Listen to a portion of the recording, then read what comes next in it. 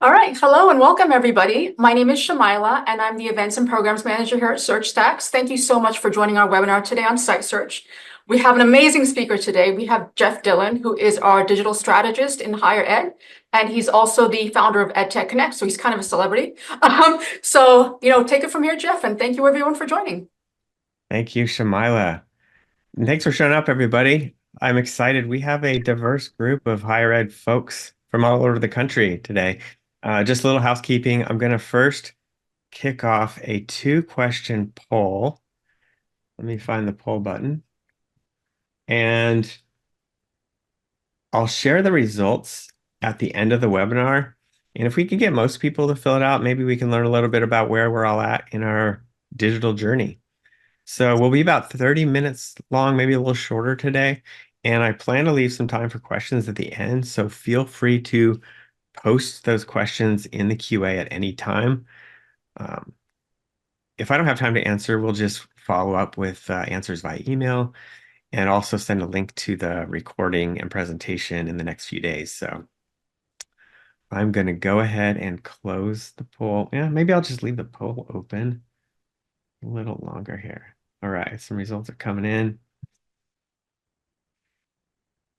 All right, I'm going to end the poll here. Thank you. A little bit about me. I'm here at SearchStax as a digital strategist for higher ed, like Shamila said. I left higher ed in 2021, though, after spending about over 21 years at two large public institutions, with the last 13 years as a web director on the IT side, managing a team of developers and designers. We had the content management system, the search engine, portals, and all the legacy applications. Before that, I worked in marketing as a webmaster. So I was the position that got plucked out of IT in marketing and really was the first website for our university back in the day, when a webmaster was a thing. And that's really where my perspective is coming from today. I've spent the last 4 years outside of academia, but I spent most of my career, really as an academic. But in the last 3 to 4 years, I've been building a search engine for our higher ed, uh, and it's really where I've learned the breadth of what's happening in higher ed technology now. So today, I'm just going to focus on a few challenges that I think are really uh, important, and they really affect a lot of institutions, and to help set the stage for the blind spot that I'll talk about a little bit later. And even if you are at a school that isn't struggling with enrollment right now, most schools are, or they will be in the next few years. And I'll also touch on the complexity, uh, the speed of adoption in higher ed, and really an underlying theme at most institutions right now is resource scarcity, both budget-wise and staffing. Staff attrition is real. I call it brain drain. It's been happening for over a decade with so much talent moving to the private sector, and much of that being from the IT side. And the pandemic really accelerated that. So we have state budgets declining, more unfunded mandates with security, accessibility, compliance. Everybody's spread pretty thin. And the combination of all these factors starts to really show that higher ed is unique. And I'm going to dive deeper into those first three, with how these are affecting higher ed right now. We all know the enrollment cliff is coming. There are less students going to college, and it's going to hit us hard starting next year. It's largely because there are just less college-age people out there. But there are also other factors such as increased costs and private competition that we have to be aware of now. So the search cliff is what's happening now as a predecessor to the enrollment cliff. And it really starts with the College Board Student Search Service, which is primary lead source for student recruitment at hundreds of colleges. And last fall, the College Board removed PSAT and SAT test takers from their student search service due to state privacy laws as the tests went digital. And so the impact of that is huge. These figures are based on the anonymized results of more than 200 colleges, with the average expected revenue loss at almost $9 million. 50% of schools will have over a $10 million shortfall. it works out to 800,000 less student names being available. That's how schools are building their first year classes. And it's projected to hit some states more severely than others, like Tennessee, Nevada, California. But at a minimum, it's 15% across the board. So as we're challenged to thrive with this smaller pool of prospective students, technology is really the center of our future. So we're competing for prospective students' attention, and higher ed is pretty unique. And I want to spend just a few minutes talking about how unique we really are. And there's really two types of people that are looking for information on any website. First, they're what I call the directed searcher, and they're looking for something specific, a specific movie, product, artist, um, and you think of Amazon, Netflix. Um, they're really expressing. I hear marketers expressing frustration when they hear this, being compared to these brands because they have so many resources. It's a fairly simple mission to get people to click a buy button or a subscribe button. But these companies know so much about us. Everything's personalized and we don't even really think about it. But higher ed struggles with personalization. Um, it's really just because it's so challenging for so many reasons. I can't go into all those reasons. That's a separate webinar, but we have to infer what our user's intent is. So then there's what I would call the exploratory seekers. They aren't sure what they want. And in a university setting, this is really important. There are thousands of new students coming in every year, about 20% of a new student population or a total student body at a school are first year students. They don't really know anything from declaring a major, just finding out how much college costs, how to get scholarships or financial aid. They might not know the right questions to ask or the right terms to search for. And this is where the stakes are so much higher. And it's one of the biggest decisions prospective students are going to make in their life. It's not really fair to be compared to these incredible personal brands, but what if they had a website? What if one of these, like Apple, had a website? I think it might look like this. Um, we all know this is not that simple, right? It wouldn't pass all the committee approvals. It's quite a challenge to create an effective, elegant search experience. We're so democratized, right, with committees, and we don't really embrace really the elegant model. We're too complex. I just think it's a stark contrast, and it's difficult to compare us to those industries. But the other reason is that we have so many personas to consider. From my experience, I think higher ed has the most complex challenge of any industry. Because if you think about who we serve, we have students. But within students, we have prospective students, we have current students. Within current students, we have graduate students, and it goes on and on. Parents of students, faculty, administrators, alumni, donors, community members. But even often, the internal stakeholders, all the way up to the vice president level and the president's cabinet, don't even really agree on what the primary mission is of the official campus webpage. So it's just a really complex environment. We're all aware of that. We have a higher standard for accessibility than the private sector. I've been on the front lines responding to an Office of Civil Rights complaint. It's not fun. And many large schools are so decentralized with dozens of subdomains, which can provide challenges with search relevancy, speed, scalability. And then the other big part of it is so we have the audiences over here and that complexity, but there's so many types of content. We have course catalogs. That's the core asset of a university. Event calendars, directory search, just finding phone numbers and emails for faculty or staff.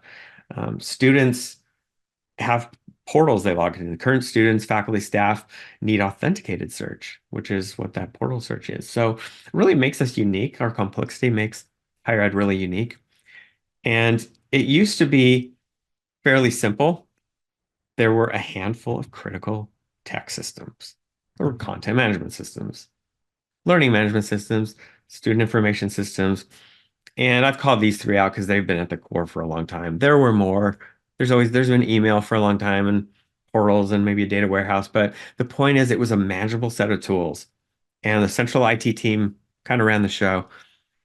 But things have really changed. All of campus leadership now has to consider technology, not just the CIO. It's marketing and comms leaders, and even enrollment and advancement roles that need to be much more aware of the digital solutions and the strategies to keep up. And it's not easy. The digital environment in higher ed has become much more complex. And I use this visual display of higher ed technology because it was created from the collective contributions of 500 US colleges over the past 3 years. It's from EdTech Connect. So if you're looking at what you're looking at here is about 90 technology topics, color coded and grouped by their function. So although marketers can't and shouldn't worry about all these categories of solutions, many of them are the responsibility of marketers. So if I drill down to this left corner where the green and the pink tiles are, marketing, communications, and digital experience solutions, there are dozens, if not hundreds of solutions that many of you may be using, implementing, or considering right now. And it's hard to keep up. And as we do keep up, we're tending to become more siloed and creating these pockets of information or content or processes everywhere. So marketing and IT need to partner more closely than ever now because of the consequence if we don't. Consequence to our students, really. And IT teams really can't keep up with everything and be that sole leader anymore. It kind of used to be like you might get notified by IT if there's a new CMS and you had to get trained on it. Marketers really wouldn't have much of a say in the process. But now IT needs marketing teams to drive those conversations and evaluations.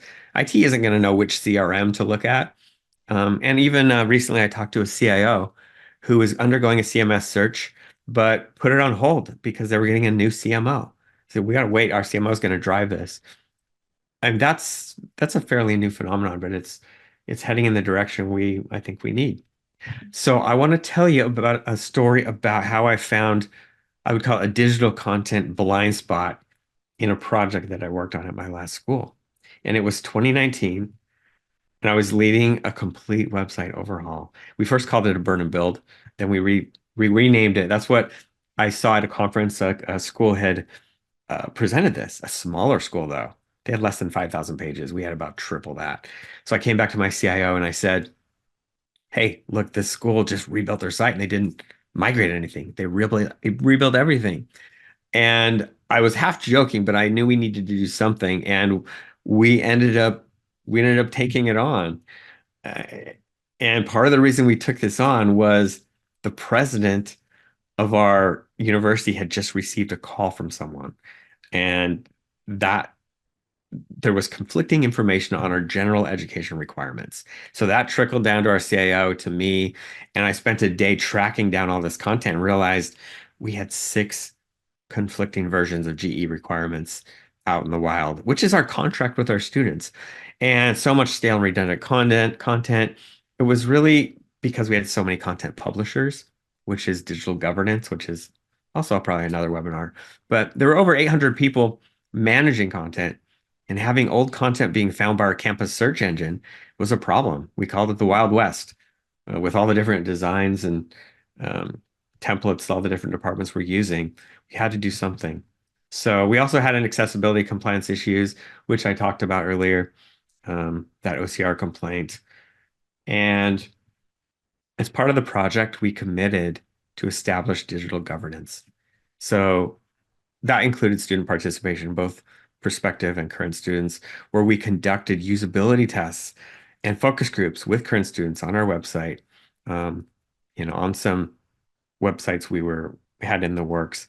And this project took almost a year and a half with two vice presidents sponsoring it, more than 50 people from across campus stepping up to help curate new content. We even hired a digital agency, but we did it. We reduced our content footprint significantly as we got rid of over 80% of our web pages. We reduced the number of people managing content. And as part of the governance, we established a better training program to certify our web publishers. But it was at the launch of this new site that I discovered, really the whole team discovered, what was really the blind spot in our content strategy, which was search. specifically site search. And even with such a smaller digital footprint, I thought it won't be that much of an issue. We had a search in place. It was the free Google tool, but it was evident that search was so critical to our audiences, because we knew by the number of service desk calls we're getting after launch where people couldn't find something. And we knew that was going to happen, but it really was somewhat overwhelming. So we knew we would have to lean more on the search engine. And I saw this firsthand in my student focus groups. We had started during the project with giving students tasks like find this event on the campus homepage, or we'd start them on the campus homepage and say find this event where when it's located. The answer would be on the homepage, and they would still use the search bar looking for it. So they just were gravitating. These were younger students. They were freshmen or high school students. But that's when I realized this. We conducted that survey a few years afterwards, every semester, and they would always tend to use search first. So I think the lesson really in this is that you can't really depend on navigation to do all the work. There's so many assumptions built into it, and we can't anticipate all those variants. And with these big redesigns, even with all the card sorting and creating optimal navigation and this great user experience, I think the lesson is that no matter how great it is, something new is usually going to be frustrating to end users, no matter how great it is. When their normal click path is gone, they're going to rely on search even more. So web redesigns are great times to enhance your search because the data you can glean before and after a project like that can be used to justify what you did or maybe fix something that you overlooked. So what happens when so much content disappears overnight? That's literally what we did. We flipped a switch and had a new website the next day. And we knew that was going to cause problems with our search engine, but it's all those links still exist in the search because they're cached. So the content isn't there anymore. So the pages have been renamed or they don't exist. And we knew this was going to happen. So we submitted a priority request to Google. We didn't know how long it was going to take. We heard it would take a day or two, um, but we weren't sure. So we thought we'd have a clever fix and, a fancy four page that would help, right? We'll get ahead of this crawl delay and put a search box up with our top 30 campus resources, and a custom 404 page is a good idea, but it just shouldn't be the only thing. It just wasn't enough, is what I learned. The bottom line is that you need to control your own search. It's really low-hanging fruit. Yeah, you may have seen this Forrester statistic, 43% of website visitors rely on search. That's based on all visitors of all industries. So if you look at universities and students, it would be, I think, well over 50% because of the skew to the age demographic. Hmm. Search visitors convert more. They convert at least 3 times more than people browsing. There's a university that calculated their ROI that I know of, by only upgrading their search and then tracking requests for welcome packets, orientation signups, applications for admission, and they even had a higher conversion than 3 times, but their ROI was in the millions. And also, search visitors is just more valuable than other visitors. They just know what they're looking for, usually. So you need insights into this data to make actionable decisions. And what you're looking at again now is the SearchStax admin console. So you can really gain insights and act on total searches, searches with clicks. You can see this is a 53% click-through rate, which is great in this example. And then there's that 8.5% number, which is a milliseconds. That's a gauge of how fast the results are being served, a performance metric. And then you can see the average click position in the pink trend line trending up. So people are finding things in the first few results. And then the graphs with the blue bars, those are monthly counts, both for click-through rate and no results searches. So they're going in the right direction. And in this view here, you can see total sessions, total searches, sessions per search. The most popular search list here is great too, but I want to point out this 1.2% number right in the middle. And that's no results searches. So those are people not finding anything. And this is um it's going to be different on every website, but you really want to track that too. You need to know what are people looking for and not finding. And there's a story about schools really using this information to drive business decisions. Know of a school who saw that dental hygiene was one of their top no results searches. People wanted to look into a dental hygiene program, so the school's looking into providing that program now from this data. And you can even set up synonyms. You need to be able to set up synonyms, I think. Um, Degrees and majors are really great use cases for that. If you don't have an exact degree a student's looking for, like chemical engineering, you might want to show them the closest program that matches um, something similar to what they're looking for, like biological engineering or all the other engineering programs. So a good search will inherently do that. That's what the algorithm should do. But a great search will allow you to tune these results exactly how you want. So being able to see your audience's search trends over time is critical. This is where you can start to see your offerings and processes reflected in those monthly trend lines. This one's showing the related content click percentage over time. And we even just released a case study on one of our higher ed customers. Penn Foster increased their click-through rate by 12% by just diligently tracking their analytics and creating fresh content to fill the gaps. I know prospective students come to websites for so many reasons, but to find program information is the biggest one. To find out if you have the major they want. And I think too often we know this, but we still put our org chart to front and center. I may not know that the kinesiology major is in the College of Health and Human Sciences, or that psychology is in the College of Social Sciences. Um, and search results are often not consistent. I'm going now into some areas we can improve in, I think. This is a search result page where I just went to a university website a week or so ago and looked for the term communications. Now, I pretend I'm a student looking for a comms degree on an anonymous university website. And, we might understand the difference in these search results here fairly quickly and know that, the fourth and fifth result is what we're looking for. The rest are just administrative links. So when we treat all of our content as equal in the way it's displayed, we're making our audiences do more work. And it causes anxiety and frustration that might not even really be realized, but rarely will they complain. It's not like your system is broken. Like they don't know that. It's just they'll leave and think that, oh, you don't have what I need. And this one I just found recently. If I search for business on this university website, I get Monkey Business, which is about ice cream flavors in their ice cream shop. So not a huge deal, but you might want to fix that. Like, let's bump up the College of Business. But like I had to share that one. So usually we don't know what our audience's intent is. We need to provide clear choices so then.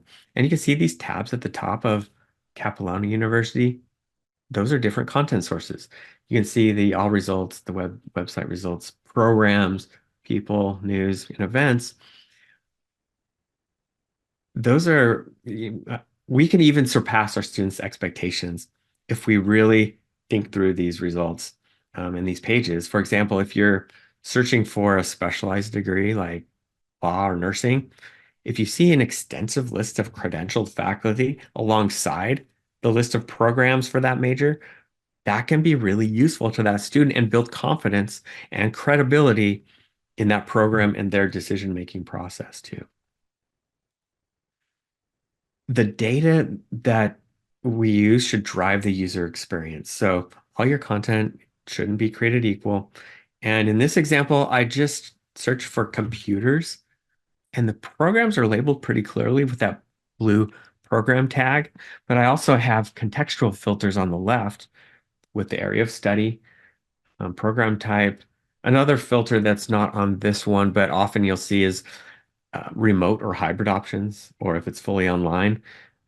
And this seems somewhat basic when you're dealing with big retail online sites to be able to filter all the data in different ways, but it's kind of rare on higher ed websites, and I think it's really needed.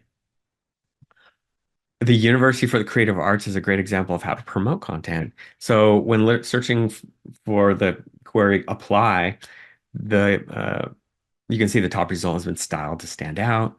You might do that for cyclical processes and events like application and FAFSA deadlines, or pushing the link to the final schedule to the top the last couple weeks of the semester. So I want to go ahead and wrap this up, um, but leave you with a few takeaways here. In that, number one, marketing teams now have a seat at the table. So many of these tools are built for marketers. And although search can be your blind spot, it can also be your superpower. I consider it low-hanging fruit. It's not a big lift for what the ROI can be. And the insights you can gain from search data are really valuable and actionable. So the content's your asset and people need to be able to find it. So that wraps it up. I'm going to go ahead and release the poll results. While I do that, feel free to like add any questions if you haven't already. And I'm going to look at these poll results. Yeah, it looks kind of all over the board. A lot of schools are looking at knowing they need a new plan, a new website, and it looks like, wow, well, some schools saying they deliver great results. That's great on their search, but majority are in the middle. So that's good to have, good to see. And let's see what questions we have. Okay, I'm going to take this one. It's a good question. How much of a lift is it for the IT staff to set up? Great question. It's really pretty simple and fast relative to most projects that they're used to tackling because there's no migration of content. We just need to know where the content is. So a couple meetings and we really get a good idea of, is there an event calendar or a course catalog? But I've seen projects go live in a week. Usually it's a few weeks, but it really isn't much of a lift because content really stays where it's at. Let's do another one here. Oh, yes, always get this one. How are you using AI in search? So machine learning is really a branch of AI, and we've been using machine learning for quite a while. Um, One example is the autocomplete feature, and when you type a few letters in the search bar, and then you have the options that drop down right away. That's machine learning. It knows from your index and from what people have been searching, what are the likely matches for that. But the bigger conversation here is with generative AI, I think we're probably getting at, and what's happening now with all these large language models being fed from all these different sources. And that's really complicated. And I've just noticed recently that by these AI summaries, you really don't know where all that content's coming from. So I've seen citations now where you can see like, okay, the summary is using these sources. But the short answer is yes, we're using AI. We have some kind of big plans on the horizon, but we integrate it into our product. We're not a company like leaning into AI and saying like we are an AI company. We're all about search. AI is helping us with search and it's very strategic. So great question. Set up a meeting with me. I'd love to talk more about this if everyone's interested. And I'm going to put my contact slide up right now and see if there's any more questions.